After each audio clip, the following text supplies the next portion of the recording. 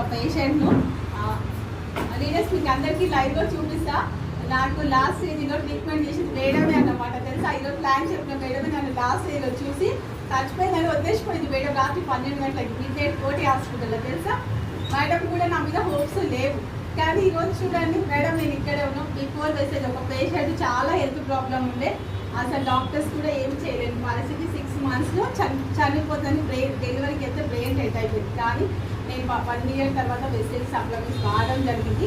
నాకున్న problem PCD, skin allergy, brain problem, తర్వాత gas trouble, కళ్ళు కనిపించక టోటల్ కళ్ళకి బ్లడ్లో క్లాట్స్ అయ్యి హెయిర్ కూడా తీసేయడం జరిగింది. కానీ ఇక్కడికి వచ్చినాక డాక్టర్స్ కూడా హోప్ చేయలేని సప్లిమెంట్స్ వాడడం జరిగింది.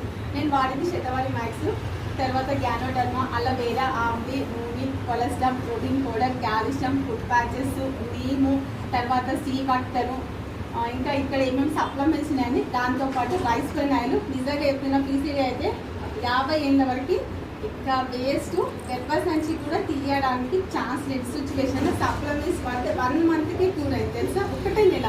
బ్రెయిన్కి అయితే ఇంకా అవ్వదు అనుకున్నారు. బ్రెయిన్ డెడ్ అయితే మనుషులు ఎవరైనా బతారా వచ్చేసింది. 3 times టెస్ట్ చేస్తే ఇప్పుడు రీసెంట్గా టెస్ట్ చేస్తే 80% మొత్తం ఇన్ఫెక్షన్ నార్మల్ స్టేజ్కి వచ్చింది. నా పని చేసుకోవడానికి కూడా నాకు ప్రాబ్లం లేదు, కానీ ఇప్పుడు ఏమి చేసుకుంటా నాతో పాటు చాలా మందికి చూసిన నార్మల్ స్టేజ్కి అయిపోయింది తెలుసా. ఈరోజు హ్యాపీగా ఉన్న ఫ్యామిలీతో. మీకు ఇంకా చూసుకోవాలంటే మేడంని అడగండి, మేడమే చెప్తుంది. మేడమే లైఫ్ నాకు సాక్ష్యం. ఇంకా సూపర్.